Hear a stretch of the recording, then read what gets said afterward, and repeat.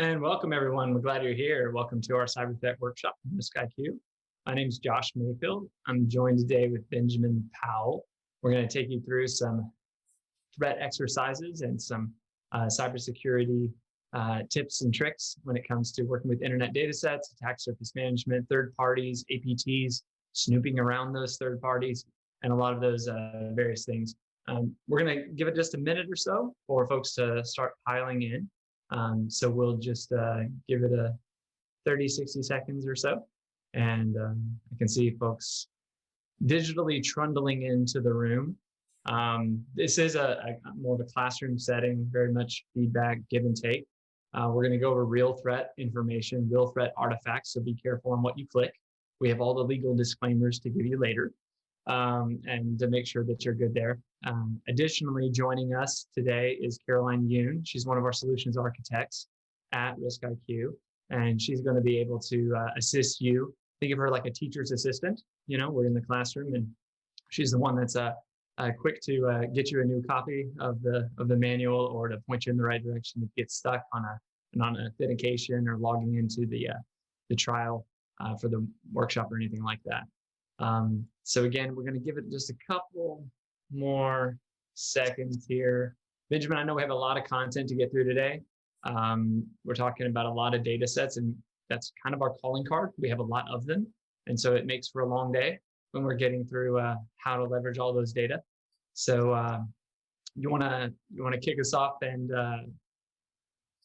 get things going. Go into the next slide there. Intro. Tell folks about yourself.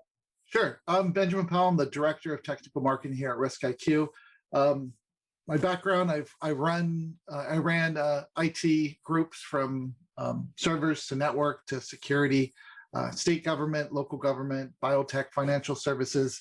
Went over and started doing some startups in security. And one of the fun facts is I enjoy spearfishing. That's a hobby of mine. But with our industry, when you tell people that's your hobby, they don't take your emails. This is the last fish I caught about a few months ago when I went out when the conditions were great in San Diego. So this is a little bit about myself, and I'll pass it on to Josh. I'm nowhere near the ocean, so no spearfishing here. I'm in Austin, Texas, a little drier climate than San Diego. And been working in cybersecurity for a little over a decade, where Benjamin has a lot of practitioner experience. Mine's come a lot in more of the academic and the threat research space, and looking at things like threat analytics, statistical variance, attacker psychology, and kind of predicting their profiles and things like that. So we're you wouldn't suspect it, but like Benjamin and I talk almost like minute by minute, day by day. And the pandemic has separated us from being together more often physically, but we're happy to be here today. And we'll both bring what we know to the conversation and make sure that ultimately you get better, stronger, faster, more capable, more confident when it comes to dealing with threat intelligence. So with that, we want to go through some of the housekeeping things here when it comes to the kinds of things that we'll use. So across the line, there are various aspects of RiskIQ. We're going to be focused on that farther end over there in the illuminate zone of looking at through those data sets, those pieces of intelligence, and those click paths where we're going to go into things like third parties or into a digital profile of a threat actor and so forth. Today, we're going to be looking at the profile of APT33, as well as a few other interesting finds when it comes to threat actors. If you go to the next slide, Benjamin. So now, sorry. So now we'll go ahead and get you to get into that system and get into Illuminate.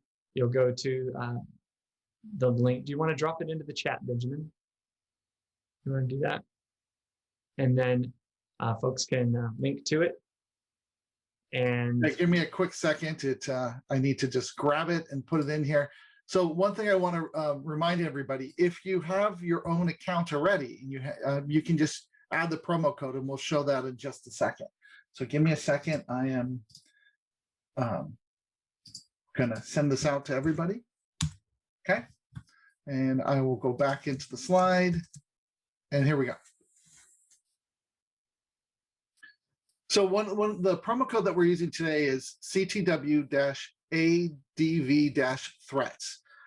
This promo code will give you 2 weeks of access and give you access to an attack surface that we can all look at and all share.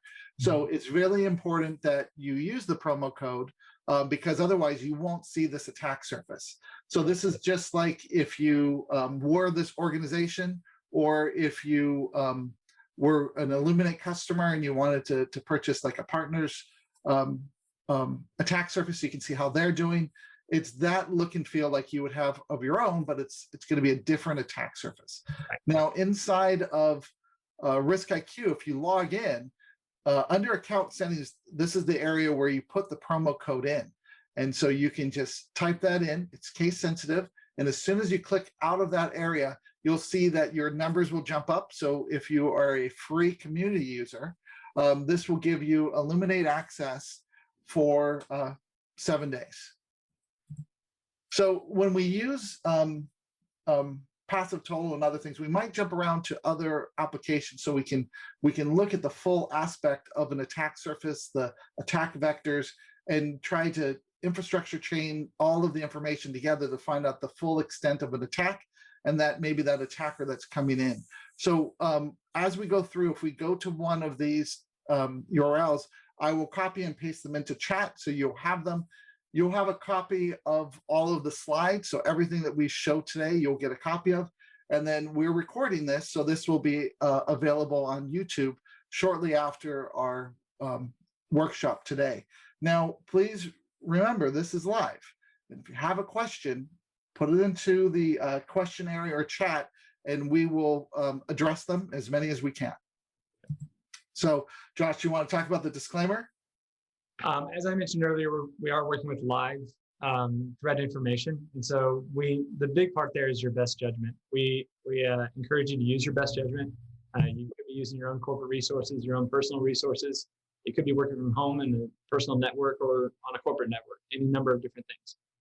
So we ask that you use your best judgment. These are real live threats. That's kind of what we do at RiskIQ, is we find real world threats, and then we map them to real world attack surfaces.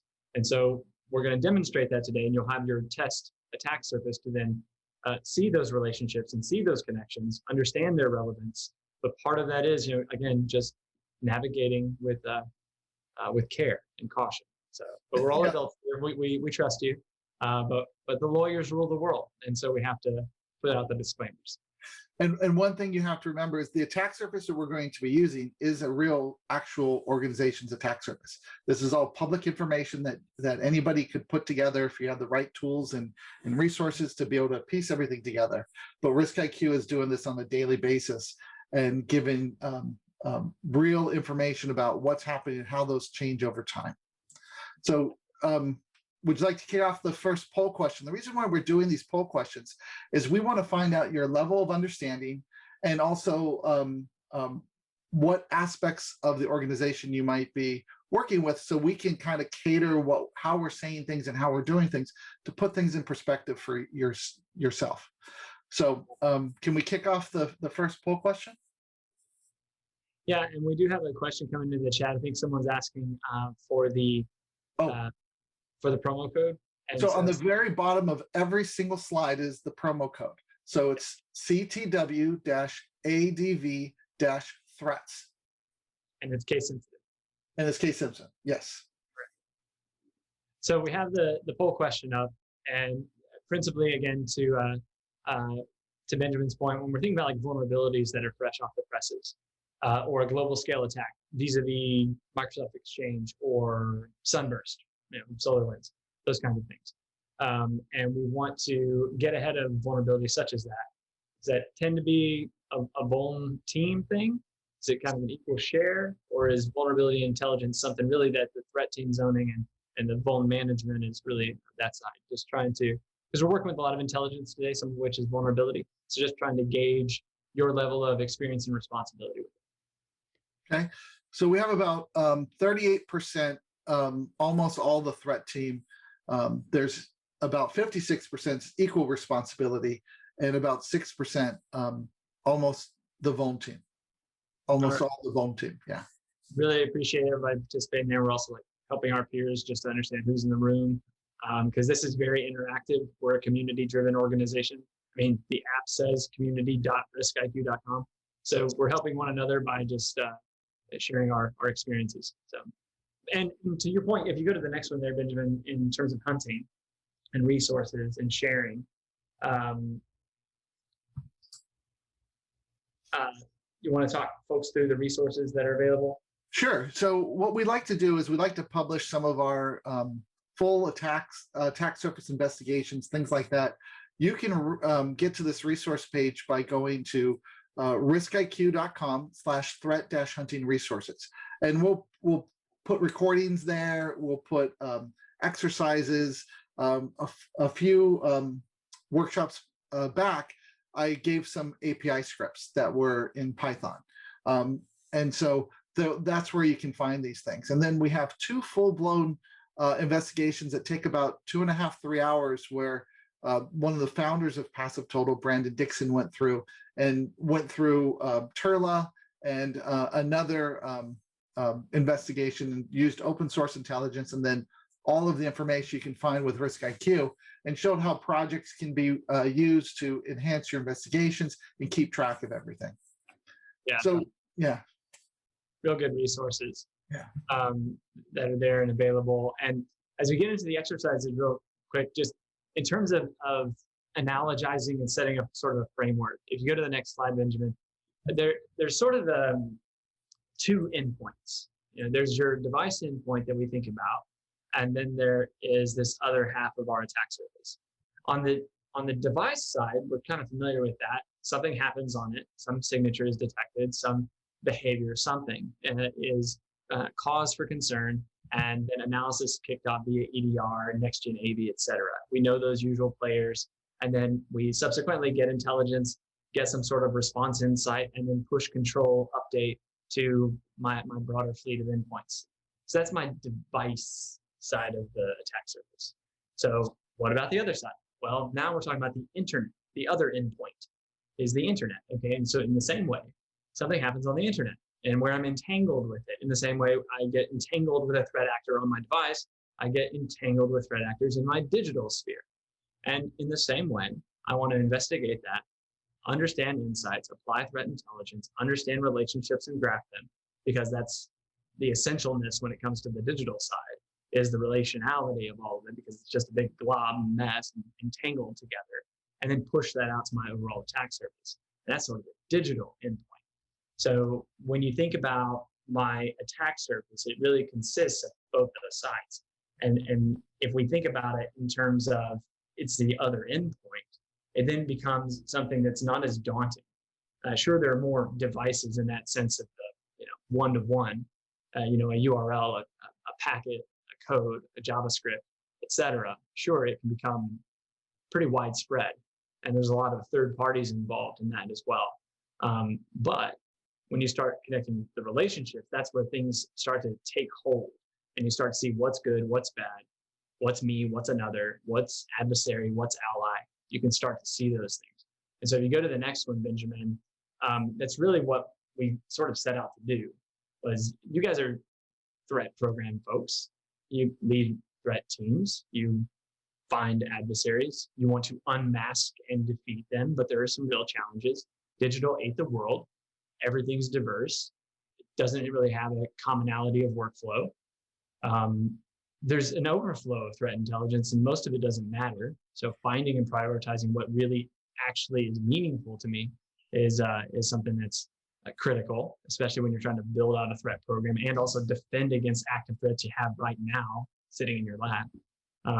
Precision and getting something meaningful out of it, which the highest meaningfulness of it is, the global defense. And so then being able to make that elastic. So as my attack surface changes, it can inherit control, it can inherit protection based on threat intelligence I gain today when my attack surface changes tomorrow or next year. And conversely, when the attacker changes, when their systems, controls, tools, and techniques are altered or adjusted or hopscotch around their digital ecosystem, when my entanglements start to collide, my protections are already there. That elastic coverage is ultimately what we're going for. When intelligence is timely, on time, connected and relational, it can actually yield that. And so it's really what we set out to do with the graphing that Benjamin articulated earlier. Connecting all of those, using our patterns of infrastructure chaining to identify who's who and what's what. What's me, what's another, and what's an adversary, and taking a look into their infrastructure. I mean, vendors are always talking about it. Look at you as an attacker does. Well, what if you turn the tables on them? What if you went walking into their infrastructure? What if you fingerprinted them? And if they show up anywhere else on the internet in the future, you're already defended. That's what we really set out to do.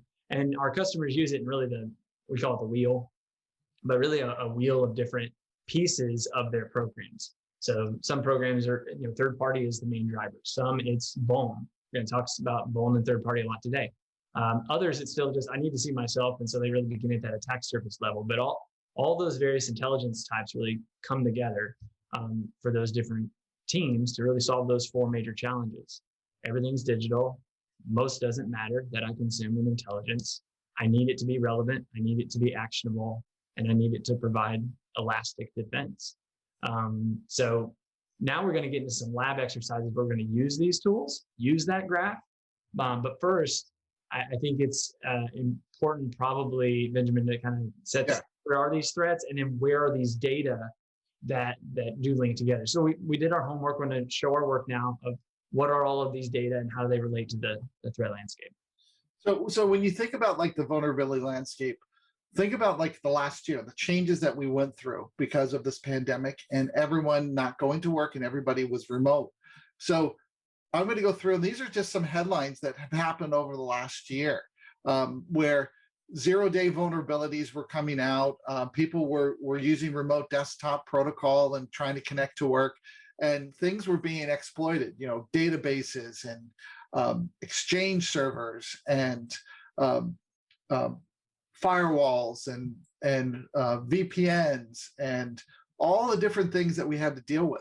So with every piece of these vulnerabilities that are out there, there's corresponding also attackers that were out there. And so you can see that this is pretty significant. The amount of things that we've had to keep track of and patch and understand and make sure if this really exists in our environment. Now, when we think about like the threat actors, FireEye was breached, their tools were stolen, and then all of these different types of attacks were occurring from these sometimes nation state threat actors that were going in and exploiting these vulnerabilities in mass all around the world. And so, and you mentioned that FireEye's tools getting stolen. Yes. I mean, the pervasiveness of the kits in the last year and a half, 2 years has just been astounding. When they can be repurposed, repackaged, resold, distributed among themselves and within the adversary community. And then when you see these harnessed attacks like what happened, anyway, sorry, I got you off your track there. Sorry. No, you're absolutely right. But like with all of these attacks that are happening, these TTPs that you see, these threat actors, part of their TTPs are these vulnerabilities and exploiting these 0 days or these missing pieces that you don't have information about, so you can't take care of it in your own environment. So what we're going to do today is we're going to go through, and this is the first part that we're going to go through. We're going to talk about the internet graph, the history, the data sets, how we change things together, the attack surface and how we map these things, and then the adversaries that might be leveraging those attacks and the tooling that they could potentially be using. So some of these threat actors create the tooling and then rent it out to other people. Josh always says, hey, if someone's pointing a gun at you, it doesn't matter who has that gun. That gun is pointed at you and your organization. You need to protect yourself. And it's absolutely true. So when we go through and we do some of these exercises, keeping track of those tools that could be used to affect you need to be something that you're really tracking, understanding, and putting protections in place. So whoever's pointing the gun at you, you're protected. Yeah. Yeah. So one of the things that I want to make sure that people understand, because we generally have a lot of people that RiskIQ, it's the first time they're really seeing us attending a workshop. So when we go out there and we collect data, we actually act like a real user. And we created the ability for us to make it appear like a real user going out and gathering the data. And so when it goes out and presents cookies, does a search, goes to a web page, grabs that information, it interacts like what a user would do. So that information comes down to the client and it's collected. So we see actually what happens. And for everything that we do, threat actors try to adapt. So for example, if we're coming from our own data center, then they just filter out the requests from our data center. So then we have to go out through proxies all around the world. And some threat actors might target a specific region, a specific device, a specific operating system. So we have to act like the intended victim. So I always say, we act like your parents on the internet, clicking on things and checking things and saying, oh, did this really happen? Or do I need to, let me check to see if somebody, if I really did order that Amazon laptop. All of those scams and phishing and things like that, we're also looking at that information as well. So we grab all that information, the full document object model. With that, it has the cookies, what was coming in and out of the website, the JavaScripts. We even go to all the mobile app stores around the world, not just Google and Apple, but all the hybrid ones and the secondary app stores. We pull those in, we sandbox them, we look at that information. We go and look at all the different open ports, the services, the WHOIS information. So we do, over 250,000, we see over 250,000 new domain resolutions a day. We do over 2 billion web requests. So some people go, well, I could do what RiskIQ is doing. Well, not at the scale that we do and the quality and the frequency that we're going and grabbing this information. So this gives us the capability of taking all this information in. And the way it works is that we have actual threat researchers. And then when they figure out something, they work with the data scientist to put it into the machine learning. So as the data comes in, we're constantly grabbing new information, understanding it, and that becomes all the data sets and all the derived data sets that we have.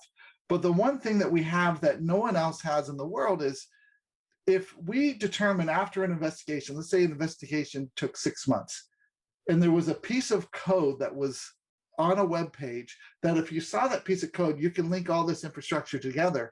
We could take that and put it into the machine learning model. So every single day, we take what we had from today that everybody was using, but anything that we gathered today, we merge it together. So we have the historic information and what was gathered, and we do a merge. And that goes through the same process again. So we can actually go back in time and find a value or create a new data set and roll it forward. We have over 10 years of history. So that gives us the capabilities to really understand what's happening. So when we look at like the attack surface, and this is another area that we're going to go into, we can start off with a single piece of malware and very quickly understand the relationships. We call this infrastructure chaining and all those relationships that come out there.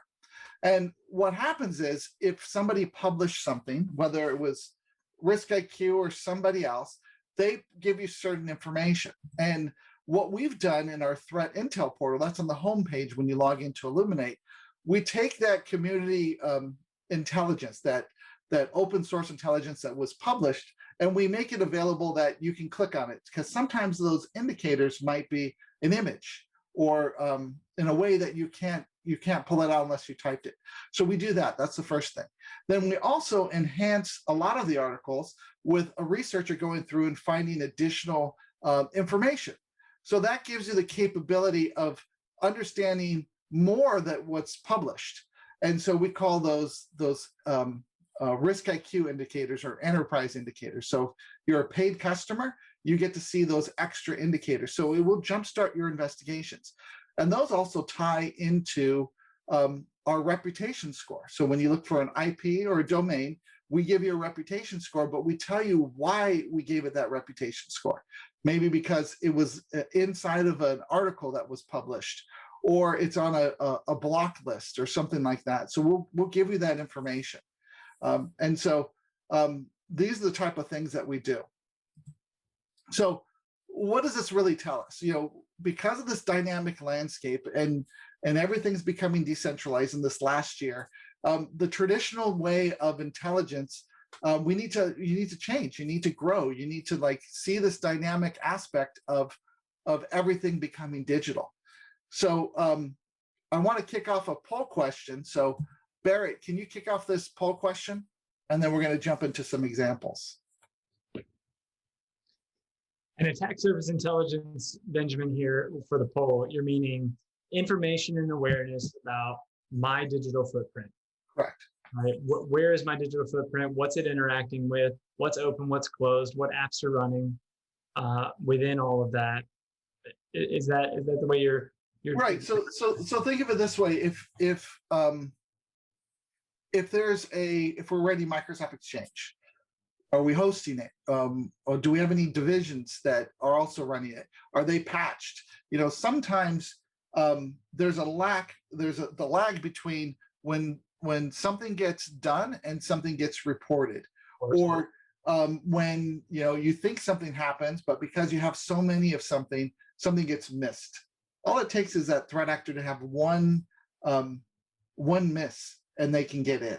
So it's really important to make sure that you have full coverage and you have full understanding of what's happening, so you can easily and quickly understand. So if somebody did a vuln scan or a penetration test, it's only as good as the last time you did it. So if you're doing it on a weekly basis, you have a lag. So if you're constantly do it every single day and you understand where everything is, you have a better understanding of what's occurring. And now it's saying, so we have about 72% are doing it regularly. Some 28% do it, every so often, or where management says, hey, is this a problem? Right. And so when we go into that today, we've introduced some of those data sets, how we chain it together, how that transforms into an attack surface of yourself, an attack surface of another, an attack surface of a threat actor. Right. And seeing how those relationships unfold. As we go into today, a big principle thing that we'll go, and thanks for answering the poll, folks. We're going to show some use case of using just that, of using that attack surface intelligence in those meaningful ways. And so you can, yet again, use it more frequently and also just leverage it. If you're one of those sometimes folks, this may be a creative exercise where you're able to see what you can do with an attack surface. Yeah, so what I'm doing is I just pasted in an attack surface. So I'm going to go to this, and I'm going to stop sharing my screen, and I'm going to bring up this attack surface so I can explain what we're seeing. Okay, so give me a second.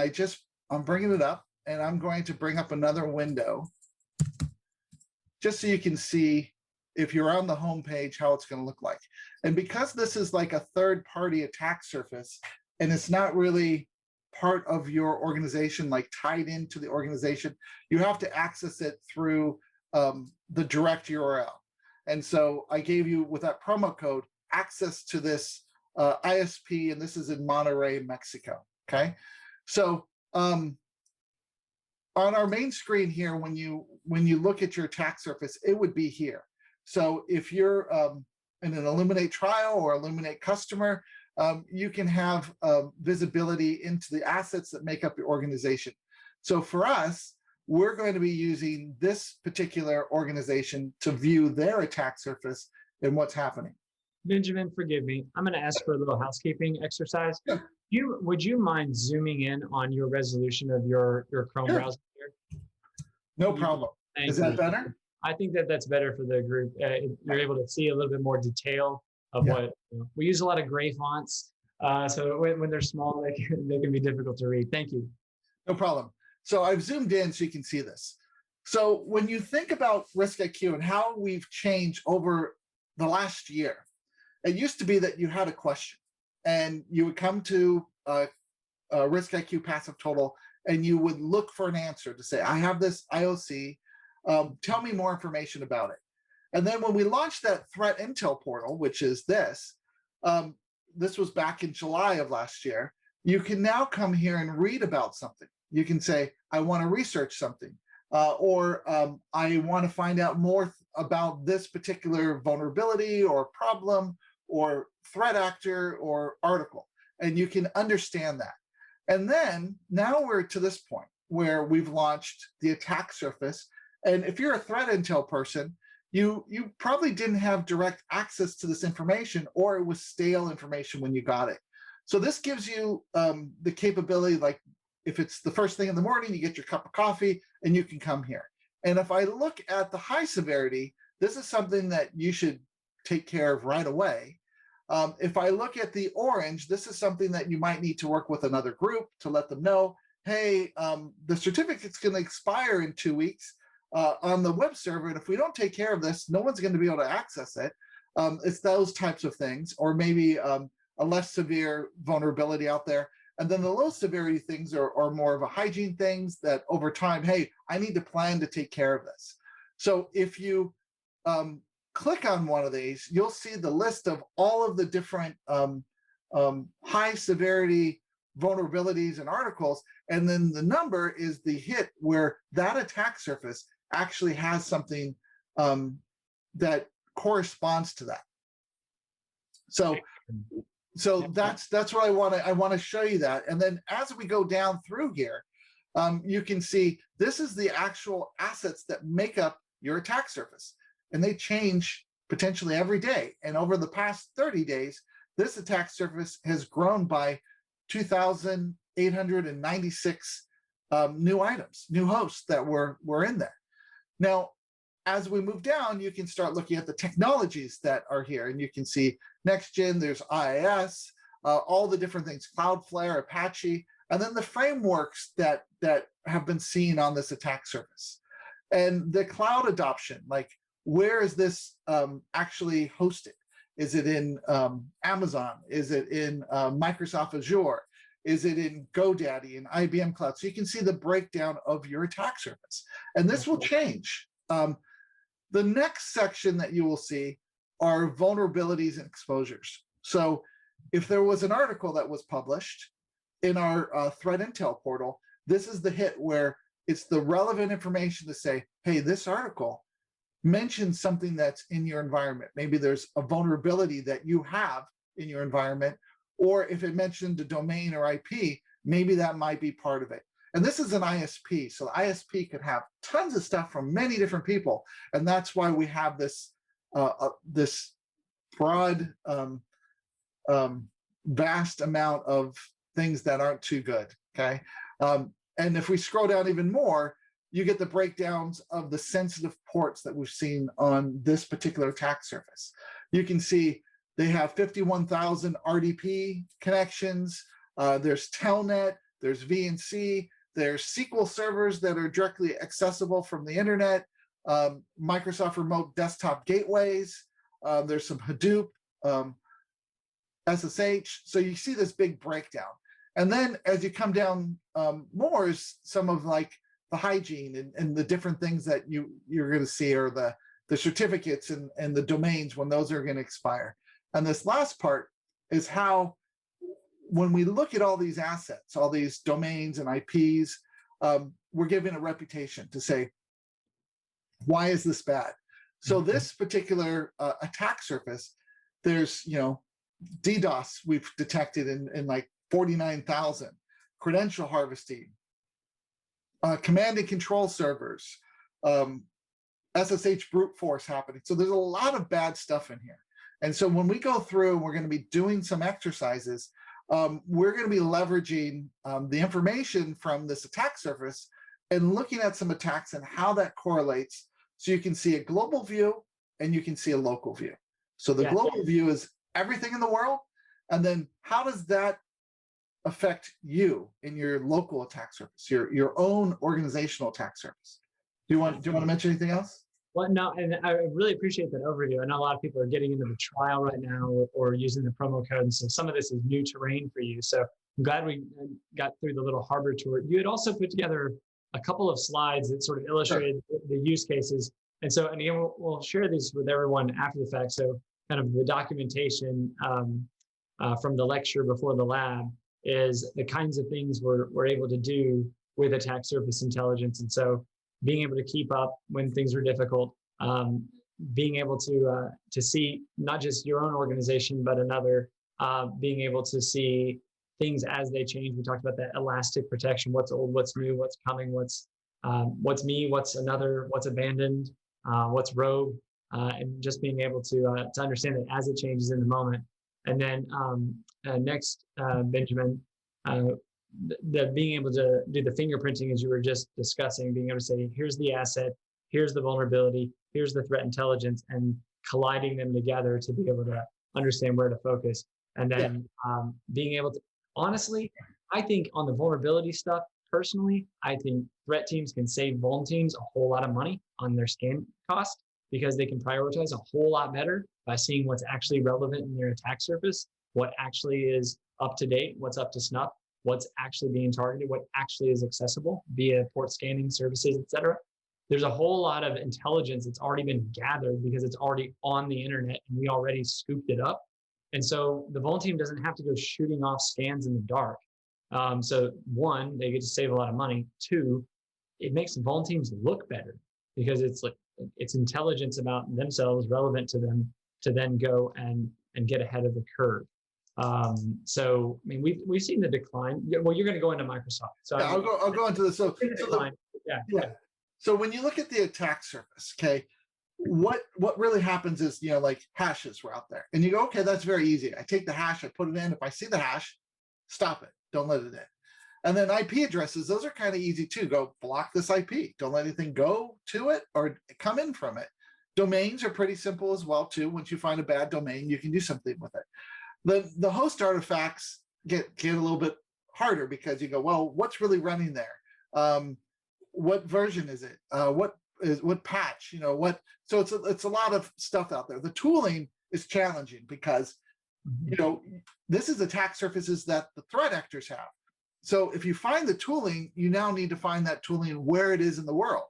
And organizations can't really do that on their own, but we can. And then the TTPs are tough because once you find the vulnerability, then you have to see which threat actor is going after those vulnerabilities.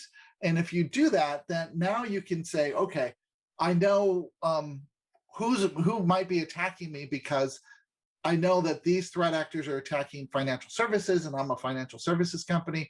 I need to worry about that. Or I'm a health provider. Like in San Diego, there's a ransomware attack. It's been going on for almost a week now, and they're shut down, completely shut down. All their systems are all been encrypted. So this is the type of stuff that we're trying to bring to the threat intel side to give you this visibility and understanding so you can leverage it right away and say, hey, there's this bad threat actor. There's some remote desktop problems that have been announced with vulnerabilities. And we're using that because I can see the ports are open. We're not supposed to have that on the internet open, but it is. So now I'm going to go send that over to the other groups that might be responsible for them to say, do your hygiene, clean it up. And we're not allowing this stuff to happen to prevent those attacks from occurring. So like when you look at the pipeline on the East Coast, they were using Exchange that had some problems, but they also had RDP. So it could be either way that someone got in, It could have been, but it also speaks to that point of like the global scale attack and the opportunism. Because when you have an exchange, and again, I'm not trying to steal your thunder. I know that's the lab today. That's the lab that we're doing. That's the lab today, everybody. So here we go. But when we talk about like Exchange and Colonial and what's gone on there, again, this isn't digital forensics. We do not know root cause or anything. What we do know is that it was in fact the case that they did have Microsoft Exchange vulnerabilities present. That's all that we do know. But aside from that, that sort of presence, it enables a lot of opportunism among the cyber criminal community. And so sometimes we can have a narrow gaze, like a laser focus on APT 29, APT 1, or if we're in financials, a FIN 7 or a FIN 11, right? And that's all great and grand. That it's really good to have that sort of focus. The trouble is the distribution of their own technology and the distribution of the attack vectors in the case of Exchange. Being able to very easily kit up and very easily exploit something that already exists at a global scale because of that interconnectivity. Right. Without relationship identification, without having the connective tissue, they have the upper hand because they have a vulnerability they can exploit in a relatively simple way that has an attack surface that wraps the globe. Okay, so global scale attacks, and again, don't want to get too far along in it, but that's one of those things about attack surface intelligence, because it maps where you are relative to everything else in the world. It can then address the sort of global things. Yeah. But Microsoft, sorry, Benjamin. No problem. So this is exciting because it's the first time that this type of power has come down to the threat intel people with the boots on the ground to do something about it. Yeah. So that's the cool thing about this. So when Microsoft had this issue, and they had these vulnerabilities that were found and put out there, they went through and started to send out out-of-band patching to say, hey, we know this is out there. Hey, you need to go through and you need to start patching before it was really public. So they were contacting customers and saying, hey, you need to do this. We work with Microsoft. We actually helped to map this out to say, hey, what is the extent? What's happening out there? How is it's occurring? And the funny thing is like, if we look today, we're going to go through and look, when we look at Microsoft observations, there was over 400,000 Microsoft servers out there. And as time progressed, as of March 20th, there were over 30,000 that were still vulnerable. People haven't fixed it all.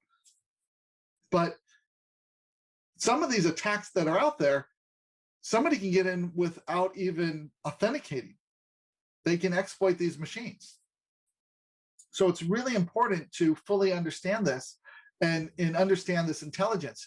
So from having the global view of the vulnerability, you can see how this could potentially affect you as well, because you're getting emails from everybody. And if somebody is sending you an order or doing something, or you send confidential financial information to somebody to purchase something, and that organization is popped, you could have your information stolen.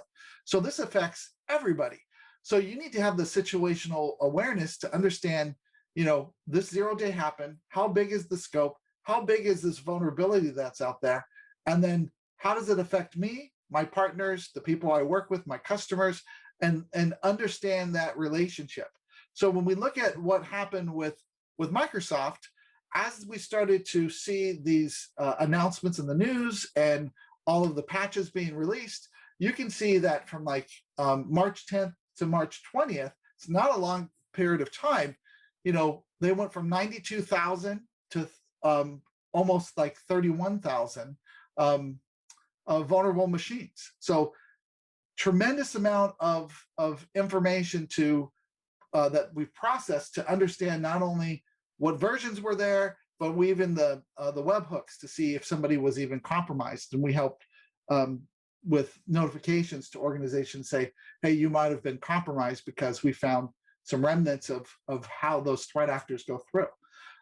That's the ability for us to do that. So what we're going to do now is we're going to go to that attack surface that we have up, and we're going to look at some of these vulnerabilities to see what's there, and look at the view from that organization, and then look at the global view and see all of the things that are out there. So give me a second. So if we scroll back up to the top of our attack surface, let's look inside of this high severity, okay? And let's see if there's anything that has to deal with Microsoft in here. So if we looked in here, Microsoft Exchange remote code execution vulnerability. So out of their attack surface, out of all their IPs and hosts in this internet service provider, there are 1,000 related things here. So if I wanted to, I can right click and I can open up another tab, and I can open up the actual Microsoft announcement about this and read all the information that's here. I can go back and I can look at the CVE and open up that information and see about the CVE that NIST has published about it. So this gives me more information for my organization, a single place where I can go and see it all. It talks about the different ones that are affected. And if I right click I like to do a right click instead of clicking on it because it takes me away from here. So I'm going to right click and open another tab so we can see those actual machines. So what's nice is if I'm an organization, I get a list now that there's 1,121 assets that, if we take a look, match that vulnerable version number. So we worked, we perfected our ability to determine the actual version, talking with Microsoft. So when we go out there with our normal crawling infrastructure, we're very precise in determining those versions. And then looking to see which versions are out in the wild and then which ones were susceptible to these attacks. So then you can have confidence that if it's on this list, you or a partner that you're dealing with will have this. And this is why those third-party attack surfaces could be very valuable to your organization, because instead of an organization doing a scan every quarter or giving you a report saying everything's good, this gives you the peace of mind that you know that this vulnerability, this 0-day, doesn't exist in the partner that you rely upon for part of your business as well. So when we look at these different items here, I can see in this list, and then I can take action upon it. If I want to do further investigation, I can right click and open another tab, and that will launch the advanced search with inside of the passive total interface. So when we look at this, I'll quickly go through and explain what we see here for the people that might be new. So the Analyst Insights are questions that analysts like yourself might have to say, hey, when was the last time a port was open? Is this on a block list? Is this part of a proxy? When was the last time we saw a change? Is it routable? Is it non-routable? And if you look at these, the legend on the right, if it's green, it means that it was routable and non-routable on the same day. If it is blue, that means that it's routable, that it was a real public IP. If it was gray, means it was a non-routable IP. And if you see a little X on some of them, it's gray with an X, that means you're using a free account, a corporate free, or a community account that's tied to like a Gmail or Yahoo Mail, and then those would be X'd out. The legend, the heat map, is showing 6 months worth of time. So this is all of the IP addresses that we saw over the last 6 months. And what's nice about this map, it's interactive. So we never hear about things generally when they're happening at the time it's occurring. It's always, hey, a week ago, 2 weeks ago, something happened, and now we're getting to you to do the investigation. But because we're gathering this data all the time, we have the ability to filter the results. So right here on this particular one, there's only 2 results, so it's not going to really filter it. But if you had a bunch, it would be very easy. So if you select one day, those results will be filtered down to show you just on that one day. Now, if I want to have multiple days, I can hold the Shift key down and select another date, and then that will give me that range of time only in the results, okay? Now, what's nice about this is the square with the circle on top, or rectangle with a circle on top, that means it's the beginning of a month. If it's a curve is on the bottom, that means it's the end of the month. So it makes it really easy to see what's here. And now this data bar down here of this heat map data bar is all of the data that RiskIQ has collected, going back to 2017. So if I move this over to a different time period and I click, this will now filter the results to show me that 6 month worth of data for that window of time. So I can go back to the beginning of time that RiskIQ had information on this. So this is really good to look historically to see what's happening. And then if I want to go back, I can just go to the far right and click, and now will show me those results, okay? So as I move down to the left, I can look to see, you know, who found the data. So that's the sources. We always show you if we're the one that collected the passive DNS, or if we used a partner to help us. And sometimes you'll see multiple listed in the results. We show you the first and last time we saw this. This is important. And the reason for this, if we show a version of software and somebody's patched, you'll see the last date of when last time we saw it, and then you'll probably see a new version with that first date. So we can tell you when something was vulnerable and when it was fixed. And this is for anything that you search on. So this is very important for that. The other thing that we have is the different types of data. So the who is records. So if you're a free user, you see the current record.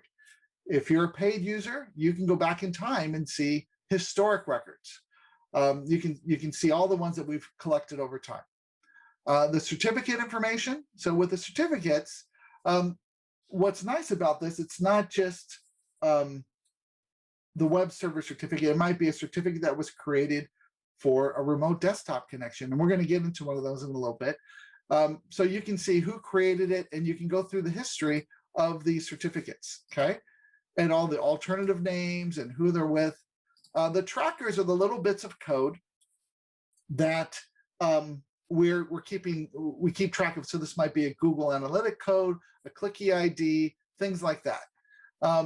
Now we're also, when we're communicating to the servers and we're doing that handshake for the SSL, we're also doing JARM hashes.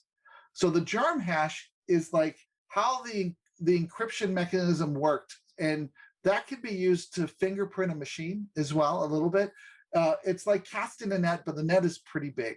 So it's not saying, oh, if I see this exact thing means that the server is 100%, it's like 90, because depending on the way the handshake works with the client, it could be a little bit different.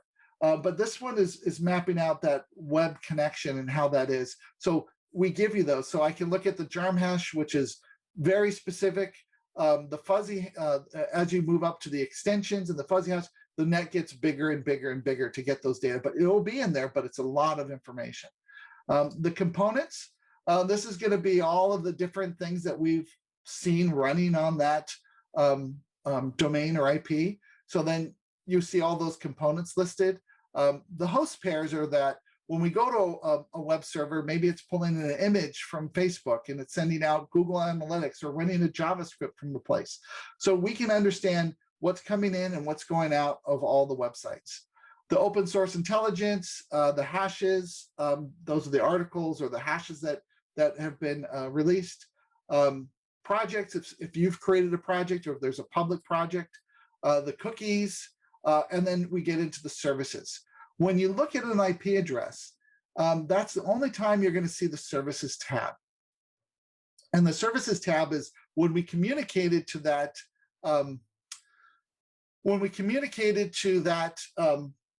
IP address, we check over 220 ports, and we're pulling in the full response and header, so we understand that. So that helps us understand what's out there as well. So if there was a typo in a header, then we can tell you where that typo is in all the headers. You know, we can use that as like a fingerprint method.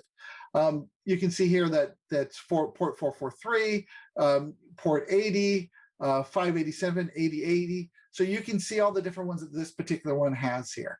Now I'll go back up. Now, in this particular case, I have a CrowdStrike tab and a Microsoft tab. And the reason why that I have them and you don't is because we have integrations with both. So if I search for something and somebody in the organization had gone out to this IP address, for example, then I would have a hit from the CrowdStrike if I had the agent on the device and somebody went out there. So that gives me the ability for my organization to see, hey, I'm doing this investigation and these machines actually went to this domain or actually went to this IP. And the same is true for the Microsoft. So we can take the inside information about what's happening and merge it with what's happening on the outside. So then as a threat investigator or a threat hunter, you can kind of see those overlaps in that type of information. So one of the things I want to show you is if we go back to the components, okay? So whenever I go to services on my particular machine, it always freaks out. And so I have to like go back to the main one and then go to certificates. I have some sort of extension running that always does this. Okay, so if we take a look at components now, and let's say that I want to look for Microsoft Exchange version 15.087.84. So if I click on this now, it's going to run a query that's looking for a particular version of Exchange. So right now, 30,000 different ones have hit on this particular one, and you can see the first and last date seen on these. And I can change the number that appear, and if I choose 500, as we go down, you'll probably see some things that have been cleaned up, and you'll see a last date that is in the past. So let's see. So as I scroll down, we'll see that the 11th was the last date that we saw some of these, and you might even see that there's some stuff from a long time ago. If I choose one from a different time period. So I'm just going to bring up another 500 really quick and show that. Okay, now I'm going to show you how you can look for a particular version number. So because I clicked on that, you can notice that there's an Exchange search up here, and then there's a version number that's up here. So if you want to go back and look for a particular version, if you type that version number up there and search it, that's a way that you can quickly look for those versions.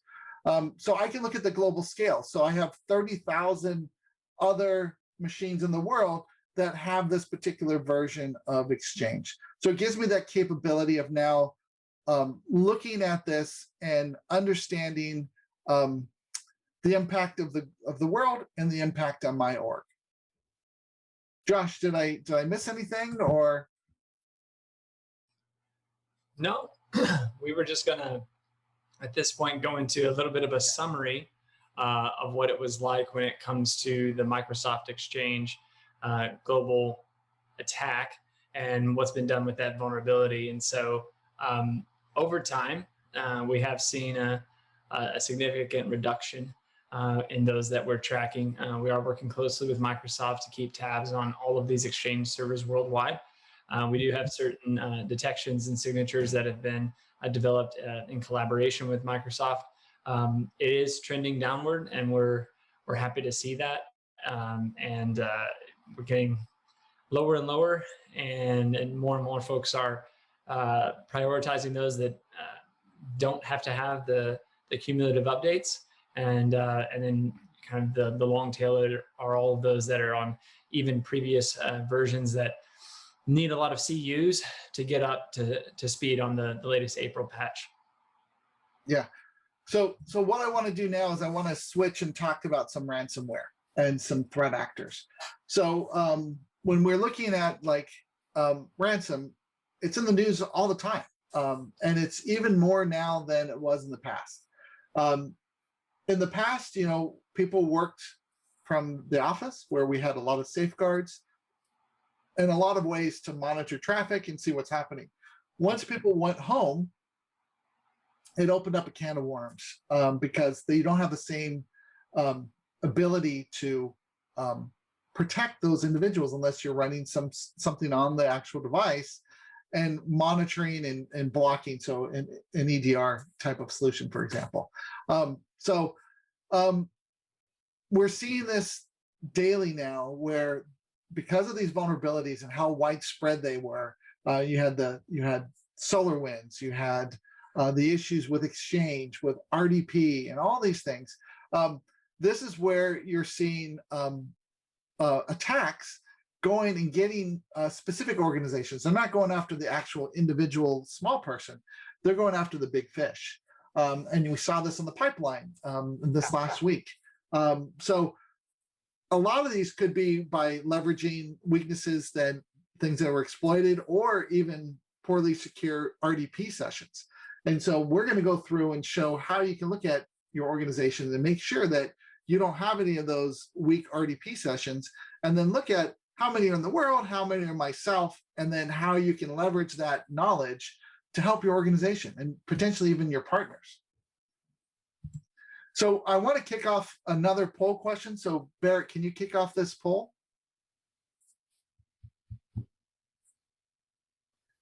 So I want to understand how your organization looks to vulnerabilities, and if it's something that it's a core part of your program, or only within your certain areas, or it's only the vuln management team. I kind of want to understand that a little bit.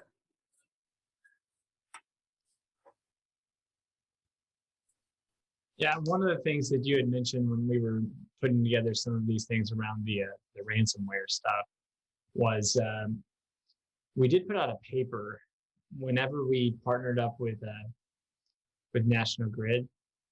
Mhm. We put out a collaborative paper together on critical infrastructure, and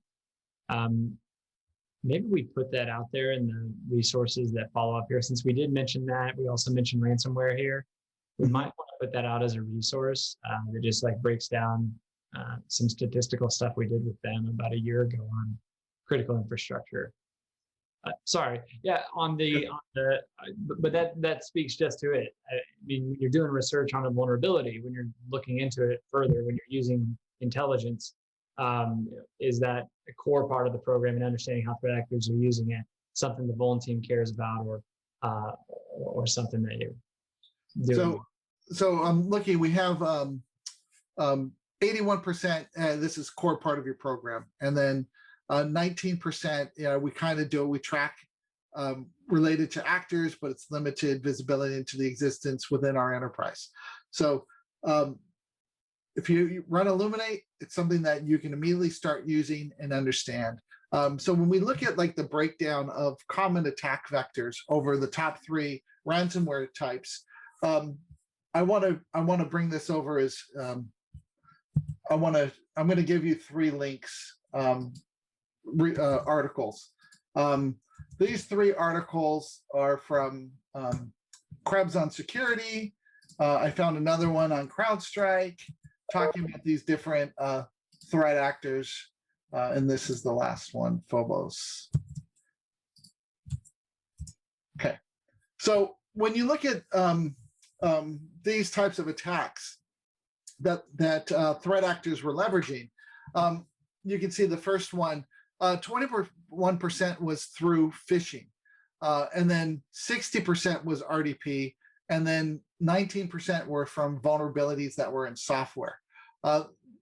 The Maze one, we saw that a majority of it was through phishing, and then RDP compromise with bad passwords, easy to guess passwords, or from vulnerabilities that exist there. And then the Phobos one, 100% was from RDP compromise. So when you add up all these, the biggest one here is through RDP connections. So if we take a look and we see this, back in January, there was some CVEs that came January of last year. There was a bunch of vulnerabilities that were being leveraged. But the adoption for people to patch these has not been that great. And when you're thinking about like home users that might kick on RDP so they can get back to their house to be able to connect up to their work machine if they needed to, and they might not be patched, it becomes really bad. And maybe that password that they're using is unsecure, or the same one that they're doing for work. You have to like really keep track of these and understand. So I went out today and I looked to see, hey, how many observation does RiskIQ have for remote desktop machines on the internet? And we have over 40 million listed. And then if we looked at Microsoft remote desktop gateways out there, there's about 107,000 that are listed. Okay, so these are all ports that threat actors are going to target in your attack surface or in somebody else's attack surface. So it's really important to make sure that you know about them, you make sure that they're patched, and you have some safeguards around them to protect your organization. And if your organization says, hey, we don't have RDP accessible to the internet, so you shouldn't see the port out there, and you shouldn't see the service out there. So this gives you the hygiene part to say, hey, this is something that we need to take care of right now. and we want to be able to VPN in securely, and then from there jump off and use RDP to get into there. This is what your organizations need to know about so you can take advantage of it. So what we're going to do is we're going to look at some of these threat indicators, and we're going to look at some of the issues that came up. So I'm going to give you a couple links. So I'm just going to quickly bring up on another screen my information, and we are going to then open up all these, and I'm going to copy and paste them in so you have access to them. Okay, so here's the first one that talks about the alert that came out, and then we're going to look at a few different articles and searches.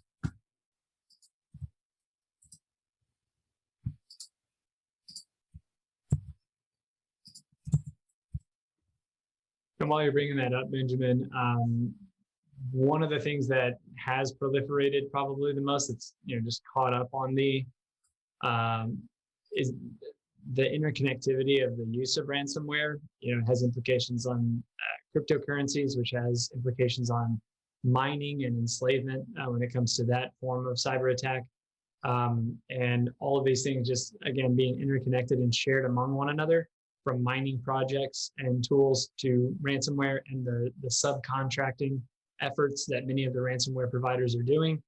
It comes down to a pretty pesky concern, that just won't go away when it comes to all of this sharing among oneself. The ransomware moves around, the loaded gun moves around, and different people are holding it. But go ahead, I'm sorry. I just as you no worries, no worries. Just mentioning that. So I'm going to just open up. I'm going to show you how I got here, just so you understand how easy it is for you to do research. So I'm just going to bring this up and do a search for Ryuk. I did a webinar. I called it Roku one time. So that was end of last year. So when we take a look at this, I've done this search, and this is through the threat intel port of the home screen. Okay. When you do that, you start to see some information. So Ryuk also used Cobalt Strike. So they were leveraging tools within inside of Cobalt Strike. This is pen testers use this, but also threat actors have used the same sort of software as well. And then there's also some deep and dark web, and there were some components showing, hey, these are the command and control servers with Ryuk as well. So this search here from looking to do research gives you a lot of information, and I can right click on these and open another tab and see all the command and control. We also give you with Illuminate access to deep and dark web. So this is a small little way to look for something. If you're looking for an email address, for example, you can look for your domain. You can see some hits and see if there was any pastebin passwords, for example, or anybody talking about what you were searching for. And excuse me, here we have some mentions of Ryuk that's in here. And I can go into the details, and if I click on the details, it would expand it out and I would see them. And then down below are all the articles that we have, and we have 21 articles that mention Ryuk in there, and Ryuk was also part of TrickBot. So that's why I brought up the TrickBot one. So all these are kind of related to that. So you can see the ransomware and TrickBot targeting healthcare. So in San Diego, we have Scripps Health that's been attacked. They haven't said, how they were targeted or what type of ransomware, but this particular type of ransomware is for public sector and healthcare.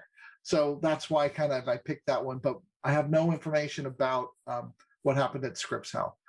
But as we go down, we see these, and I wanted to see the one that was related to the virus violations, TrickBot shift to tactics during the pandemic. This was just created 8 days ago. So I opened up this one. On May 5th, this one was put out. And so what's nice about this, it gives you the evolution of what happened and how this is occurring. So they're going from spam and email. They're sending out like a file that's either a Word doc or Excel with some macros. It loads up, and then they have that module in there. And then from that machine, they laterally move and steal passwords, and then they have a way to get back in. And here's some samples of what was there. And even they go as far to say, hey, we show that like there's a photo of you going through a traffic light, and here's proof of that. And when you click on it, that's where you're getting infected. And I have a relative that got one of these that they didn't click on it. They called me and I go, no, that's bad. Don't click on it. So this is the type of stuff that you need to be aware of. And then there's additional resources and references here. Now, the next section that we're going to look at is the indicators. So when we look at these indicators, we can see all of the IP addresses associated with it. We can scroll down. And this was a lot that I expanded. Then we can see the actual URLs that we were seeing that were related to this. So the docs that were being called up, or the email addresses, and then the domains. And so one of the things I wanted to show was there was a correlation in here. So let me bring up my slide deck real quick, and I'll go to the next slide. This best service boost, there was a certificate back in January 2021 that when you clicked on this, you actually saw where the certificate was connected, and there was observations to different net blocks and different pieces, and we're going to go through and do that. So that certificate that is listed is that common issuer certificate that came up. So with this, you can start to see, hey, I have this infrastructure here. And if I right click and open that, this is where we're going to go from here. And you can notice in here, hey, there's remote access. There was SSH. This was a command and control server from here. There were some trackers associated with this. We got those JARM hashes going. So if I came through and I looked at that JARM hash and I opened this up, so these are other servers that have the same sort of build for their web services in here. And there's 18,000 that are listed. It doesn't mean that all of these are part of this threat infrastructure. It just means that these servers were configured the same way. So they might have the same web server running with the same encryption mechanism handshake to the client. So these are all configured the same way. So this is looking at a configuration aspect. But if I looked at these 18,000, I'm sure I would find a lot more of those command and control, but I don't know how many I would find. But this is just an avenue of investigation that you can go down, okay? So if we go back and we look at the open source intelligence articles, this is where we show the relationships between what we found and what other people found. And because of this is the IP and not the domain, that IP address could bounce around and be on a different domain. So that's why that article might not have this particular IP, because it might have changed since then. If we look at the WHOIS records, we can start to see if this has been sinkholed or who has this or how it's related for the IP or even the domain. So if I go back and we're looking at that certificate here,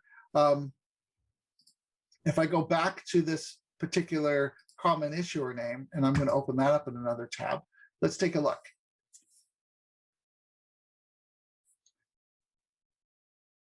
And I want to choose this to be a discovery. Okay. And so what I did here was when you do a search from the advanced search screen, I can tell it to look for passive DNS components, trackers, WHOIS, certificates, or cookies. I did it as a very broad discovery so I can get back all the information that came with it. And if you notice, now because I have the CrowdStrike integration, I did a search on this domain. It also went to CrowdStrike and pulled their intel across. So I have their intel up in my Analyst Insights. So I can see, hey, this is It's malicious with high confidence. It's a remote access Trojan. It's part of Cobalt Strike. It's part of the kill chain. And it was active for about 2 weeks, okay? And the little orange triangle in the upper right-hand corner means that's where something new happened. So that's like the new IP appeared this day, okay? When I look at the WHOIS records for this now, I can see, hey, it's been privacy protected. And then I can take a look in here and see this has also been privacy protected. So not much there. There were 2 certificates associated with it. So let's take a look at those 2 certificates. LOL is the organization name. So if I wanted to, I can say, hey, let's look at this in another tab. Let me find every certificate in the world that has an LOL in it. Let's see. And now I have 418 of these. So I can go through, and this is an example.com. So this is a way that you can go through and start to see if there's any correlation. So if the threat actor sets up their certificates the same way, you can actually pivot off of these.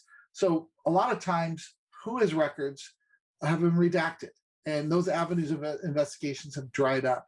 But the certificates are a gold mine. And with that, I can look for RDP names that might be machine names, or even organization names or something like that. So this gives me the ability for me to go through and look at these and see, hey, LOL. So I'm just looking to see if there's any correlation or if I can see anything in here. But this could be a way for me to see if this threat actor had anything like that. So that's just one thing that you can do. Now, let's see if there's any services on this one. There's not. The JARM hash, we have the component search. So when we did a look for that from the article, we had that Roku listed for the command and control server. When you click on that and run it, it will show you everywhere in the world that we found one of these command and control servers that we fingerprinted. So this is kind of the tooling aspect of this. So now I can go through and I can look at these, and all of these are related to it. So I can now say, hey, I'm going to block this entire list. So I can download this list of information and now take that over to the people that take care of the firewall, or I can look at these individually and see if anybody, if I have the integration with Microsoft or with CrowdStrike, and see if I got a hit. Did anybody internally do that? So I don't have to jump over to the other machine, because when I'm querying something here and looking for a particular IP address, it's going out and it's going to search the other system automatically and bring that data across.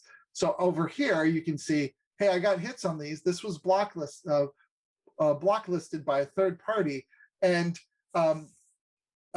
it was active just for a few days. So if we take a look at the services now, this had SSH enabled on it, okay, port 22. And there were 2 different responses that we have seen, and it shows you the dates of when we saw it in the last scan. So this gives you the ability for you now to drill in and start to expand your knowledge of this type of investigation. Now, one other thing that was mentioned was Cobalt Strike, and also RDP type of connections. So when you look at RDP, inside of here, I ran a query to say, show me every remote desktop gateway in the world. And this is where I came up with that 108,000. So there's actually 107,830 that we have found in the world. And for any one of these, if I right click and open another tab and look at the components, you'll see that component listed and the version numbers that we have seen. So here's the Microsoft Remote Desktop Gateway. So this one has it in there. When we can determine the version, we show it. So this gives you that global view of what's occurring. Now, the last one is the remote desktop connections. So there's over 40 million of them. So it's a huge problem. And with that, you need to make sure that you and your partners don't have these exposed, or you're doing tremendous amounts of safeguards to protect them from occurring. So what we're going to do is we're going to go back real quick to the attack surface, and we're going to look to see, hey, does this attack surface have RDP, and which ones are available, and what's out there? And let's take a quick look. So I'm going to copy that attack surface again, just to make sure that we're not missing anything, that if you lost the tab, you'll have it again. So I'm going to paste that in. Okay. And from here now, if we scroll down to the very bottom, you'll start to see sensitive services. And one of them is we have the remote Microsoft Remote Desktop Gateway. And we also have RDP, 51,000 of them. So let's look at both. So I'm going to right click on this one, open another tab. I'm going to right click on this one, open another tab. Okay. So here's the ones that are dealing with Windows Remote Desktop, and you can see it listed here. Okay. So if I have one more and I show this, so these are all hits showing these. So this is an active list, and this is something that you can take to different parts of your organization, or if you have a partner and you want to make sure that they don't have these sensitive ports available to the world, and if they told you they didn't in an attestation in a survey that you did for them, or in some sort of pen test report or something, this gives you the knowledge now that you can call them and say, hey, you have this active in your environment, you need to take it off. And when they take it off, you'll see the date that it was taken off. So this gives you that capability of really understanding what's out there. And for any of these, if I click on one and I drill into it, we can look at these remote desktop services that are listed. Now, one neat thing about these remote desktop services is that the date that this was enabled on the machine is the issue date, okay? And the machine name is the actual host name of that computer. So this is what that computer was called. So if I come here and I right click and I open this, I can now look everywhere in the world where I saw this host name running, okay? So that gives me the capability of now saying this unique identifier, this host name that's probably matching a naming convention for an organization, where I've seen that host name in the world. And if you notice here, you'll start looking at some infrastructure. This is a 192.224. This is a 209. This is a 147, a 104. You know, this is probably across different ASNs, maybe even different data centers all around the world. And when I expand these out, you'll start to see that common issuer name inside of these. And this could be an avenue of investigation when you look at some of these threat actors that are using RDP, that when you pivot off of their infrastructure and their common issuer name of the remote desktop, you can find these infrastructure chains to find their infrastructure and where they are and where they're bouncing around the world. So that tooling, as they move, we can keep track of it and you can see it. Any questions that have come up, Carolyn, that I need to address? Nothing that's not operational. Okay, perfect. So then what I'm going to do is I'm going to go back in and we're going to get to the next one that we're going to talk about. So with this Ryuk intelligence, it's the context. It's the commercial off-the-shelf rat that's being used, TrickBot, Bazaar Loader, and the ransomware that was targeting institutions like financial and healthcare. Now, these ATPs that you find there, you know, a lot of organizations use these types of exploits. So we're gonna be examining ATP 33. Now, you don't have access to see the card that I'm going to be showing because that's part of our cyber threat intelligence piece. It's not part of Illumina. It's an add-on to that. So I'm going to go through and I'm going to show it, but we're going to use that information to see how we can leverage threat actor infrastructure and how we can marry that with your own infrastructure to see if there's any overlap with that. And so we're going to go through and take a look at that. So one of the ways that we're going to look at that is through the exit vulnerability and how Russia was using this. So there was the sandworm actors were exploiting a vulnerability in the mail transfer agent on a lot of Linux machines. Excellent. And so with that, there was over 3 vulnerabilities that were listed, 900,000 in the global observations, and over 253,000 were still vulnerable. Okay, so not like the Microsoft one where there was a sharp decrease in the amount of patching that occurred. Debian and other ones, if you load that up and you enable mail, it could have this vulnerability in there. So a lot of people haven't really patched like they should. So you can see the green is still vulnerable that's out there. Yeah, right here, I'm gonna probe on you a little bit. We were talking about this yesterday in preparation for today. Why do you think that is? Why do you think that the Microsoft Exchange gets rapid attention, but Linux, XM, just it's still lingering around? Well, when you think about like organizations, their lifeblood is mail, and they're probably using Exchange for that. But when you're thinking about like back-end systems and things like that, the messaging that might be enabled might be for reporting, or it might be for monitoring of the systems. When I see this problem, email this person or send an SMS message to AT&T so it shows up on my pager. So they might have these things enabled, but it's not being leveraged all the time. But that doesn't mean that it's not a problem. It could seriously be a problem. And for this particular vulnerability, you can craft an email where you put commands in the subject or in the email or the subject line or the sender line, and they get processed on the server. Yes. And so people can create an account, they can have elevated privileges, they can run something.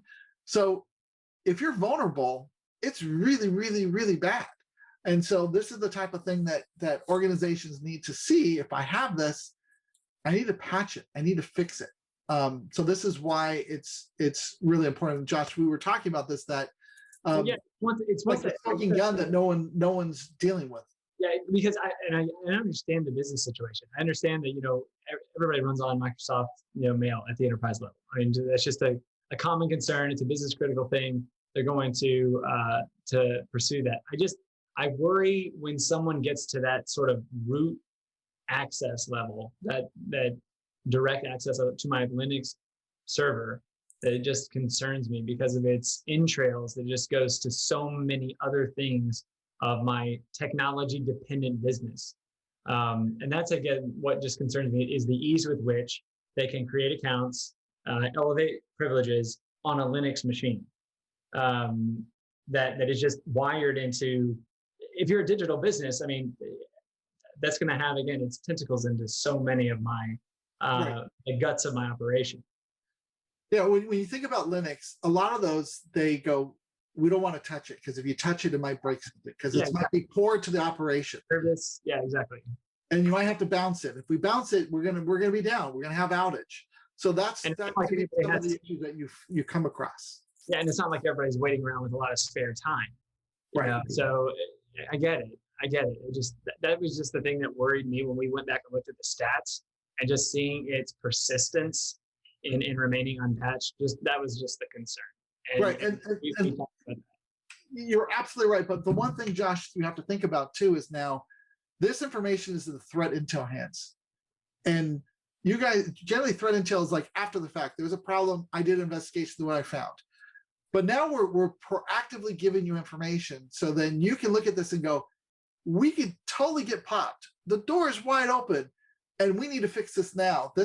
I don't want to do a post-investigation. I want to do a preemptive cleanup to fix this. So gives them the capability now that they can look at their own attack surface and say, I have this. Okay, this is like that red criticality when you have my coffee. Hey, we need to stop everything and take care of this.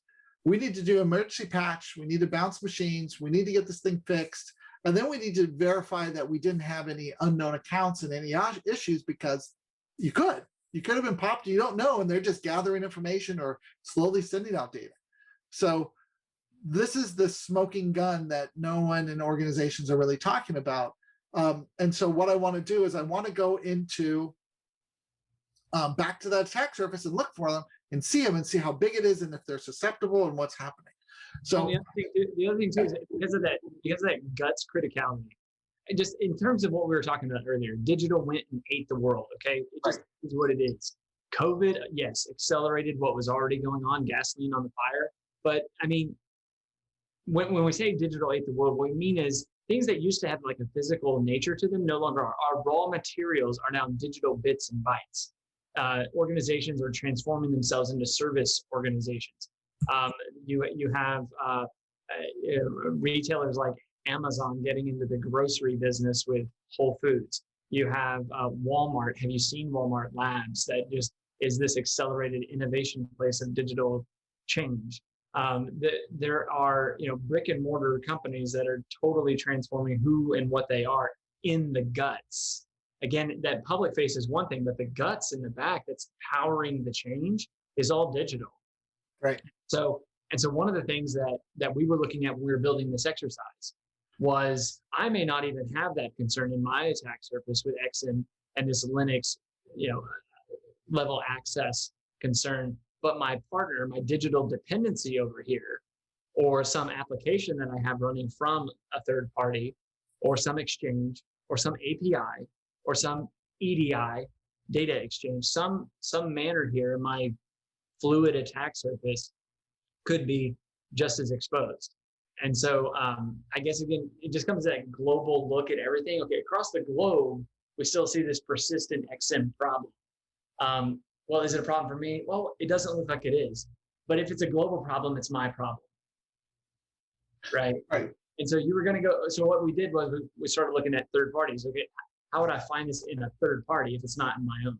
Right. So first of all, what I want to do is I'm looking at my attack surface. So that attack surface that we're all sharing, in all intents and purposes, that's your attack surface for today. Right. So we look at that. There was about 10,000, so 9,659 of these. And you go, this is with an ISP. So this ISP, it's all listed here. So if I show more, you'll start seeing these versions in here. Okay. And if we take a look, it's saying when we read the information, I sent you out the actual information in here, so you can actually read what it says. So these are all these servers that are listed here. So I need to go through and make sure all of them are patched, we're all okay. And then I need to do some post work to say, did we get compromised? Did something happen on this machine? Was there an account created? Was there something that ran that did something? Opened something up, put something in there, installed a back door, whatever happened. So it's a lot of work. So this is the type of stuff that will keep you up at night.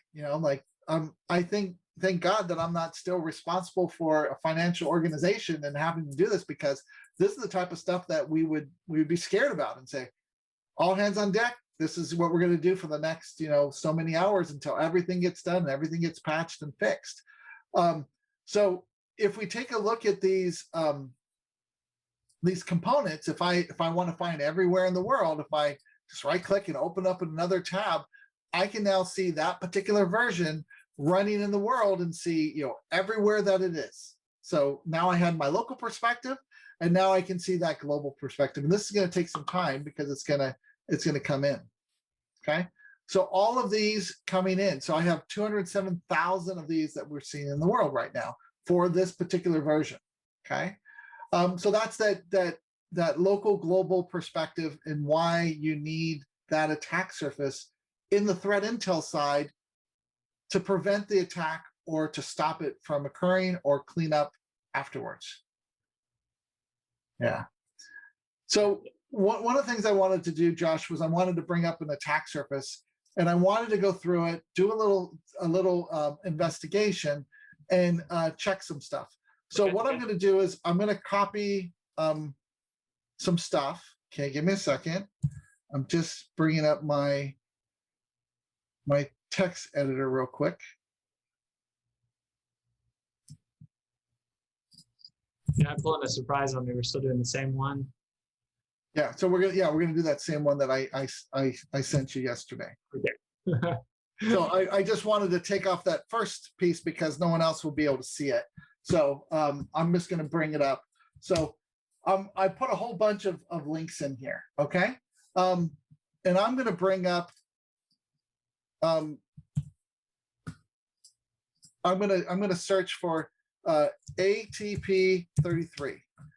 So when I do that, it gives me some information. Okay, so this is the card about this threat actor that happens to be Iranian, and I'm going to look at the details for this. So this is the type of thing that you would get if you had the threat intel piece of Illuminate. Okay, so the analysis is like basically, you know, what we're doing to identify this group. We're not giving out the recipe because we don't want that to get out and let them know that this is how we're finding them. But the description, as you go down, you can see the key insights, who their background, the background and who they're targeting. And then we get into these TTPs. So remember I said the TTPs are not only, it's some of the vulnerabilities that they're going after, but the tooling as well that they're using. Yeah. So as you come down, you can see the implants that they're using. You can see different things, but occasionally you'll come across and see the vulnerabilities. Now the indicators are pretty cool. So if you had this and I wanted to prevent these from occurring, I can just come in and download the list right here and put it into production and start blocking this stuff because we've already gone through and figured it out. Now, if you notice, there are 410 open source intelligence indicators, but RiskIQ has another 121 that are listed. Okay, so our threat researchers and the way that we're going out and fingerprinting and understanding these, the tooling and the threat actor, we're able to go through and have more information inside of here.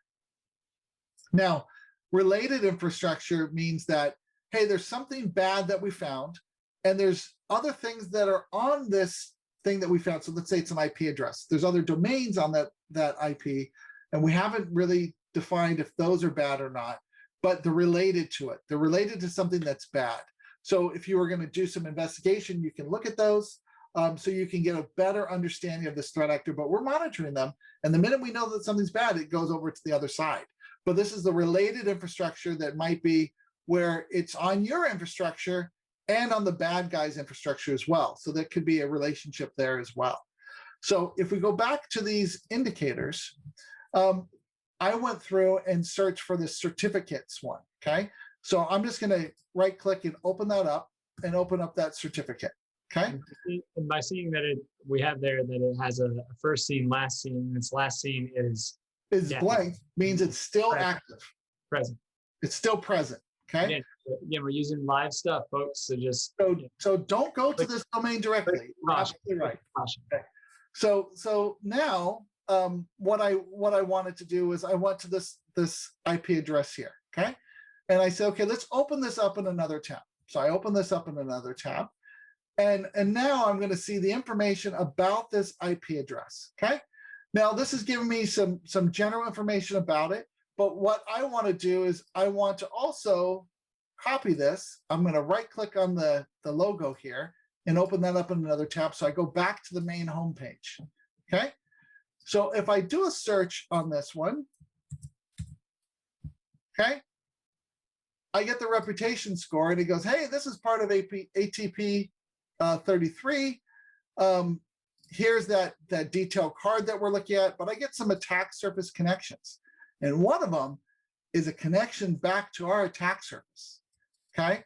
So this is related back to our own attack surface that we were looking at. So that IP address that we're looking at is also part of the attack surface that a Network Information Center SA is using, okay? So if we go through now, and I go back to the previous tab, I can look at some services, okay? And let's see what services we have here. We have Apache, we have those things. Certificate, okay. What I'm gonna do is I'm gonna open up all my tabs that I did so I can have them all in here. Let's see. So I can, these are the ones I pasted to.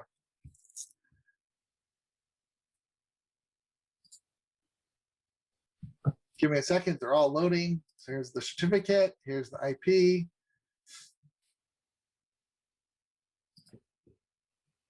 Okay, and then from here, I looked at certificates. And inside of here, under certificates, you'll see that there was a Windows Remote Desktop certificate associated with it. Okay, so if you right click on that and you open another tab, okay, this will now show you, hey, that IP address had a remote desktop running at some point. And we can take a look and we can find everywhere in the world that this machine was listed. And you can see those IP space, and it's been changing and bouncing around all over the world. Okay, and there's 322 of them. So I'm just going to extend this, go to 500, and we'll just go through and we can see these. So then this infrastructure that we're looking at gives us the capability of understanding, hey, what's happening, where this is, what's occurring, and if we look, there's a 104 address one. Let's see, where's the 104, 140. 104, 140. Dot 245.61. There it is. So if I look at this one and I open it up in another tab, that gets me here. Okay. And so now I can look at these and you can see that, hey, over time, there's different pieces here. Here's those remote desktops, but this relates back to the infrastructure. So when I go back in, that IP address, that remote desktop has been seen in there as well, that machine name. So this correlates between the RDP connection to your infrastructure and the threat actor having that same domain associated with it. But this is an ISP, and because it's an ISP, the bad guy might be hosting their stuff there. It doesn't mean that this particular organization, it was their machine. It could be the bad guy's machine the whole time. Right. Not necessarily that organization, but related to it and entangled with it in some capacity. Exactly. And then showing how that entanglement, that relationship exists. It can be in a hosting situation. It can be a proxy or some other particular forms. There is a lot of adjacencies with one another. When we're looking at these things like we have today, that also is indicative of the third party. And one of the things that we just kind of bookend it with is looking through all of those threat actors, understanding your own attack surface intelligence, and then even in the case of exploring a particular threat, being able to identify it in that extended enterprise within third parties and being able to map those indicators accordingly. But Benjamin, I know that you had the key takeaways that you wanted to ensure that folks had and sort of open it up for conversation as well. And any particular questions or things that have come in, Caroline, that we need to address? And we'll so good. Okay. So when you think about, like, we were all thrown out of our organizations pretty much in the last year, and everything had to be built fast to keep businesses running and then maintain that remote workforce. So everything got decentralized. So yeah, we sent everybody home. We sent everybody home with a Windows machine that was going to be EOL on previous Windows versions in the same time period. Right. We can go on and on. But it was a perfect collision of, we had to work from home, and there were all of these challenges to do so. We had to refacilitate how our workflows happened in logistics, how we delivered our products, and how we worked with our suppliers at the same time that. Go ahead. Sorry, Benjamin. Yeah, so digital ate the world. You said it earlier. And because of that, with the cloud workflows and SaaS and the remote stuff, threat actors responded. And they go, wow, I don't have to try to get into the hardened shell of the organization. I can go to the GUI part that's outside now. And from there, get in. because that person's going to be connected up, and because of that, they're going to take me in with them. That's pretty much what happened. Yeah. So the key takeaways, you need to have an inventory. You have to catalog all the avenues of these attacks against your organization and understand what these threat actors are using and their methods of coming in. So then you have a better understanding of protecting your organization and taking that information to other groups within your organization and say, hey, I do this research. I know about these threats. We have this problem that I can see. I don't have to have the vuln scanner information that you're doing every month to see if we're patched.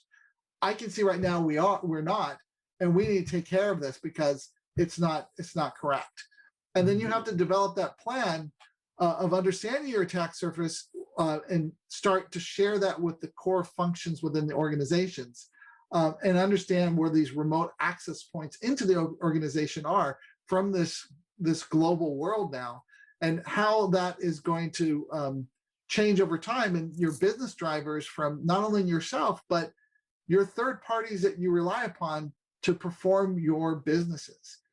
Because you might be great, but the third party that's a key component in your supply chain might not be. Yeah. And you have to be able to take care of that. So one of the things I highly recommend, if you haven't done so, is to come to community.riskiq.com/learn-more-illuminate. And here we have information that talks about all of the different aspects, from the enterprise version, the Illuminate version, the CTI, the SecOps, and third party. So the SecOps gives you the ability through APIs to be able to do high-end, high-speed information out of RiskIQ to give you those reputation scores to say, is this IP or domain okay? Are there what's the reason behind that score? Is it part of Roku, or is it ATP33 or this problem? We're on a block list because of this reason. Is it part of phishing? So you can see all those reasons.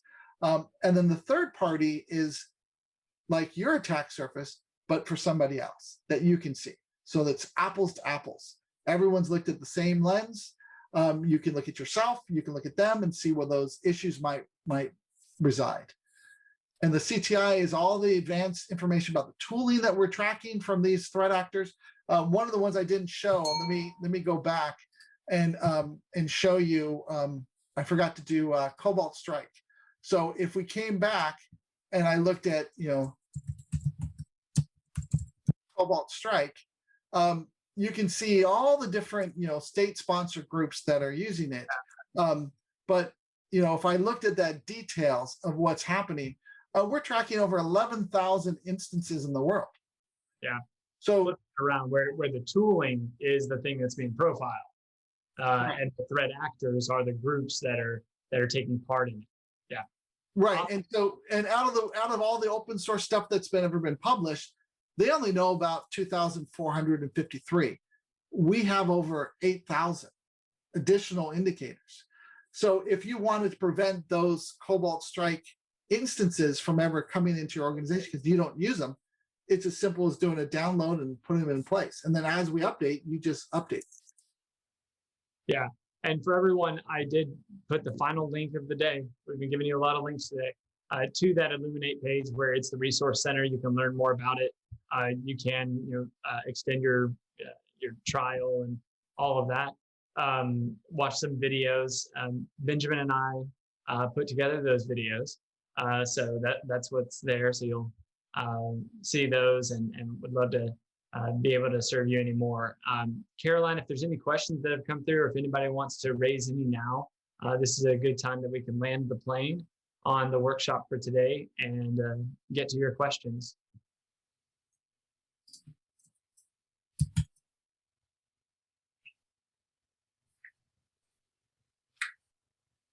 All right.